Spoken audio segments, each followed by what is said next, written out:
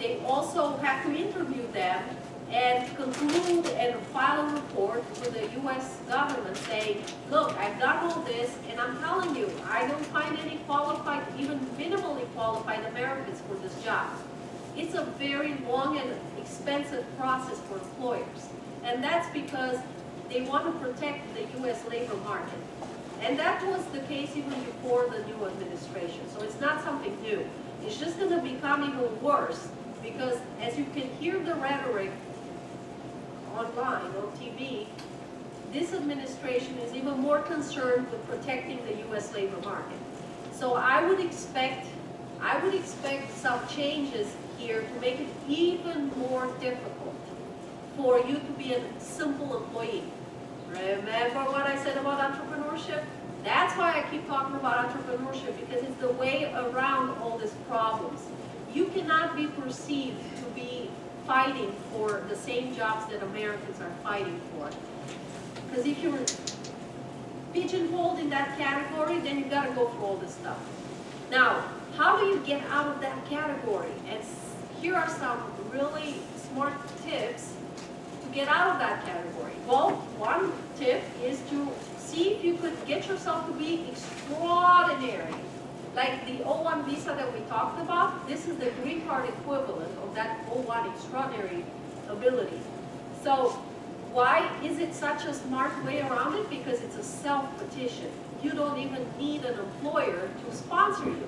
If you're extraordinary, you could apply directly to the government, and as long as you could prove your extraordinary ability, you get your green card ahead of everyone else, and you won't even have to demonstrate that there's no other Americans, this and that, okay? So, anybody interested in being extraordinary, start now. Because it's actually a proactive process of building up your resume.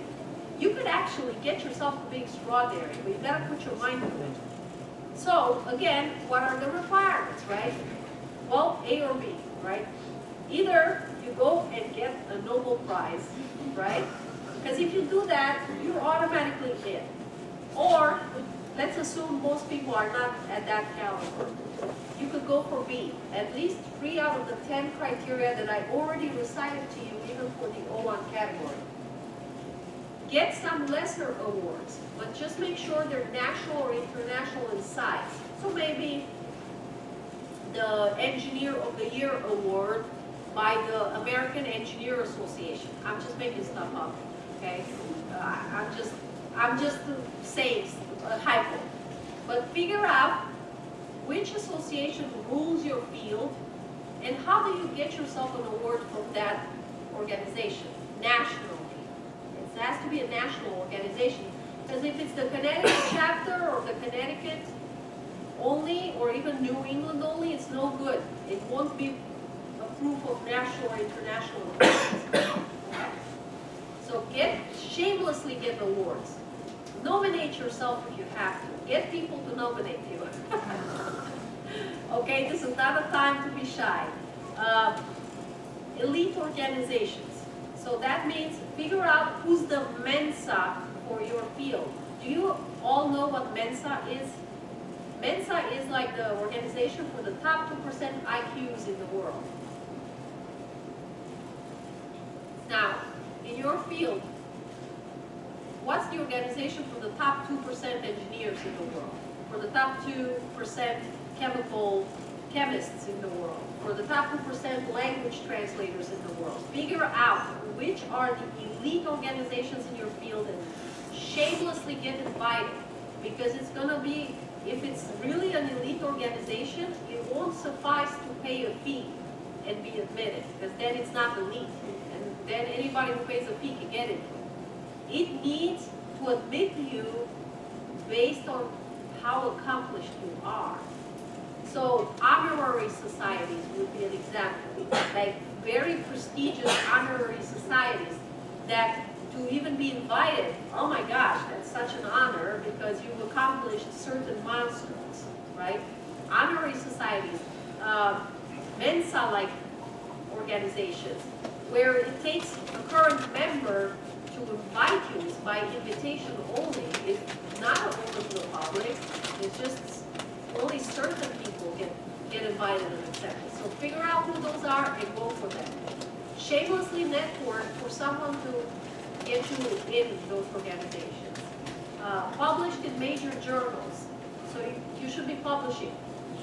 If you are at all in a discipline that publishes articles in reputable journals, go for it. Publish as many as you can, so that and publish them early so you can get cited, because they count the numbers of citations that you get to your articles or your books or your book chapters. Publish, publish, publish. Not anywhere, but rather in reputable sources in your field. Be the judge of the work of others. How do you do that? You get invited on a panel to decide other people's fate. Like, for example, if you are reviewer of scientific journal articles, get yourself to be on the panel, on the review panel for a few reputable journals. You should be the person who reviews other people's articles when they get published. If you're a business person, you should be invited on a business competition as a judge all the time. If you get what I'm saying. So you need to be in a position where you're looked at as an expert that judges other people's work in that field. Original contributions to the field. If you've got patents, if you invent stuff, if you publish stuff about a novel scientific method, scientific research method, that's what I mean. Get that scientific method to be generally and widely accepted. And how do you do that? Publish it. Publish an article, and the more people cite to your article and adopt your research method, the more recognized it is. Okay. Publications about you or your work. Shamelessly get yourself in the media, if you can. If it doesn't reach any confidentiality provisions that you signed with someone. It's actually really easy. If you're up to something really great and you want to tell the public, do a press release, a news release, a press release, and send it out to local newspapers and even more important newspapers, TV stations, I don't care. Next thing you know, a reporter calls you up and wants to do an interview because it's interesting. Next thing you know, your picture's in the newspaper and you've got an article or two published about you and your work, and that's going to get you a green card. So, you see what I'm saying? You gotta think, you gotta be proactive. You gotta have a leading or critical role in reputable organizations. So, if the American Engineers Association has a project for infrastructure something or other, why don't you take the lead on the local level or even the national level? Take charge, be a leader, and it's going to be, you're going to be recognized for it, and it will count a lot. Not to mention, network with experts in your field. Because I tell all my clients that I need from them 10 letters from experts in their field. You're not going to be able to find 10 people if you just come to me now and you expect your application to be filed next week. You cannot find 10 people. You got to network with them in time. Okay, you go to conferences, you take people's cards, you follow up, you interact with them so that they remember you. You share your brilliant new article. Hey, I thought you might be interested in this. Here's what I just published. Send it to them. When time comes to ask for that nice letter of recommendation, oh, they remember you, right? And so we need those 10 letters, and that's something that needs time. Time to be proactive about. Okay. Anybody here interested in academia? Okay. All right. So that's the slide for you.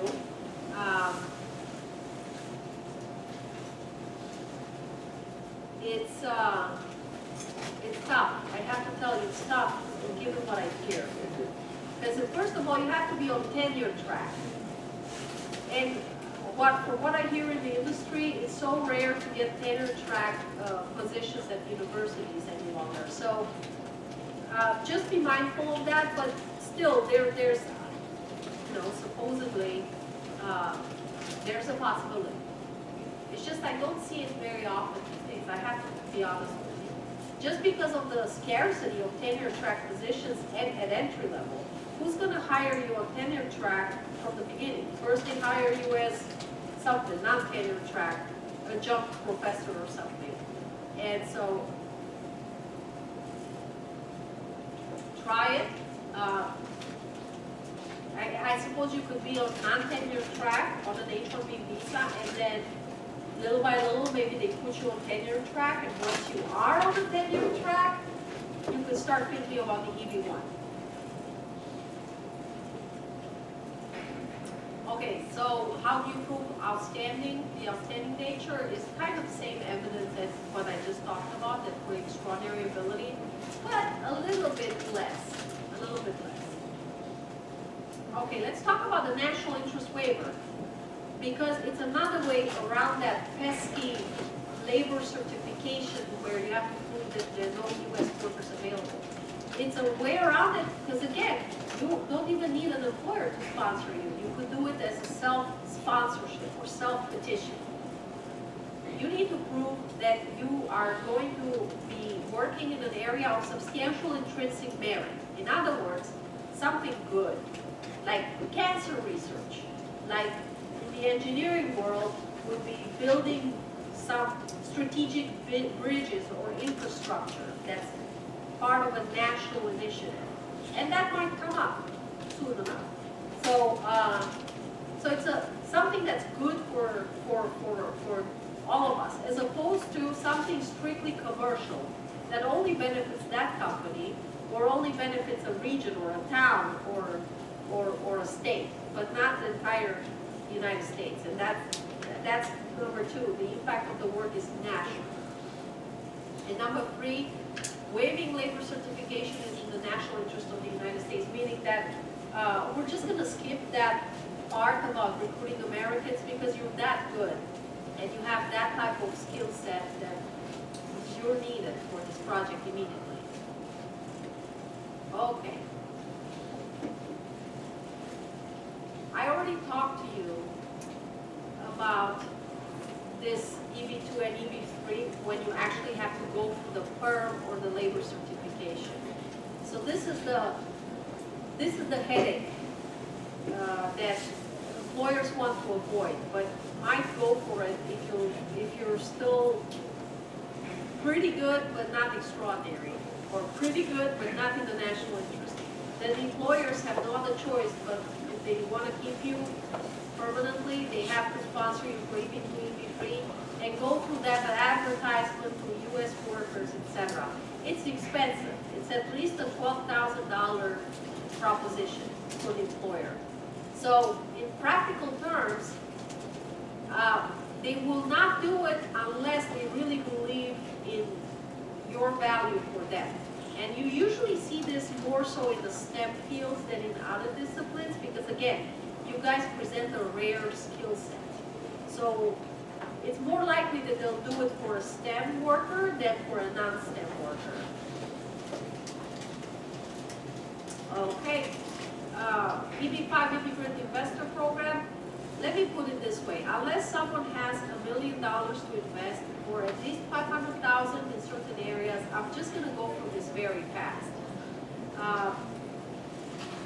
Basically, you need to invest $1 million or $500,000 in an equity investment with clean money and have to prove that you'll employ at least 10 full-time U.S. workers for 2 years. And then there's permutations of this program, whether you invest directly in a business or through a regional center. There's only 10,000 of these green cards per year. China takes the best part of these 10,000. And unfortunately, because of that, they're backlogged. They have a waiting line. The Chinese who want an EB5, there's a waiting line. I don't like the timing from the government of deciding an EB-5 application. It's about almost 14 months of waiting just for the U.S. government to decide whether to grant you an EB-5 green card or not. For that reason, if you're someone who contemplates investment, talk to me because there's better visas than EB-5. For example, the L1 for the Chinese, I've been advising my Chinese clients to switch away from the EB-5 and into the L1. Why? Because the L1, it only takes 15 days for the government to give you a decision. 15 days. Compare that to 14 months. And so, and it's cheaper. EB-5 costs $1 million. L1, you could get away with as little as $150,000 of investment. So I just don't see the point of EB-5 if there's an L1 alternative. For some Chinese folks, there may not be an alternative, so they may be forced into the EB-5, but nonetheless. A little bit about family immigration, okay? So just like with the employment-based immigration, for family-based, we also have a system of preferences. We give priority to immediate relatives of U.S. citizens, spouses and minor children and parents. Those are immediate relatives. Then we go down the list. Unmarried sons and daughters of citizens, etc. The lowest category that takes the longest time are brothers and sisters of adult citizens. I wish I could show you a chart online called the Visa Bulletin that governs the time that it takes for every one of these categories to get in front of the line. And I can tell you that you will see some scary times. For example, it takes, for certain brothers and sisters, it takes 13 years for a brother or sister of a U.S. citizen to come to the United States. 13 years. If you're from Mexico or Philippines, it could take 22 years, okay? Then it would even up the chain for, take the number one, unmarried sons and daughters of U.S. citizens. Right now, I think right now the wait is only about 3 or 4 years. But the next stop, number 3, married sons and daughters of citizens, about 7+ years. So it's a lot of waiting around. Okay, one last word about our law firm. We are affiliated with Lex Mundi law firms worldwide, in offices in 100 countries or more. They help us out with foreign country expertise like currency controls, proving sources of funds, or obtaining challenging documentation from your country of origin. These are our offices, and I would encourage you, to the extent you want to proactively plan your immigration in your particular case, to always consult a competent immigration lawyer. It's so important. Don't skip it. Don't skip it because this stuff is really complicated and it's about to get a whole lot more complicated. The best advice I have about everything else is to keep handy. Have an advisor that could be close to you for this journey. You're going to have different times at which you will need to call up a lawyer and ask, what do I do now?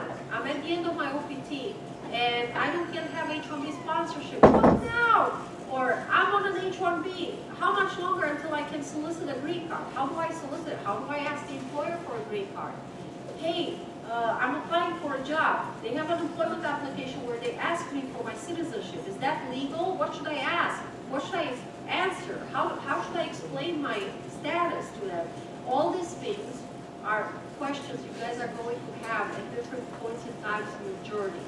So don't do it alone, because that's the problem. People doing it alone end up getting cut out of certain viable opportunities. So I want to thank you very much. And should you want my contact information, I have some cards here. But my presentation will also be circulated by Mariam, right? You're going to circulate my presentation? Yes.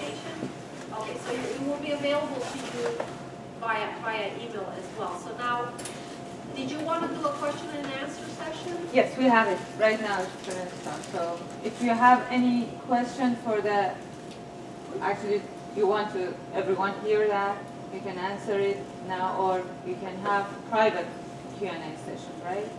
You can- Well, I won't do private ones except privately, like. Oh, okay. So I mean, So if you have anything to Oh. ask me now, you can ask, and in fact, don't be very specific about your case, for several reasons. One, you don't want to do that in front of everyone, and two, I cannot answer specific as to your case until I get to know you better in my office and get to understand your history, your resume, and everything. This stuff is really complicated. So ask general questions right now, and I'll be happy to answer them. Any questions? Yes. So, in the case of the EP1 or EP2, so those are three burgers at least, right? Right. So, do they have an expiration? Do they have a blank, or, you know, they're usually permanent? They're really, really permanent in terms of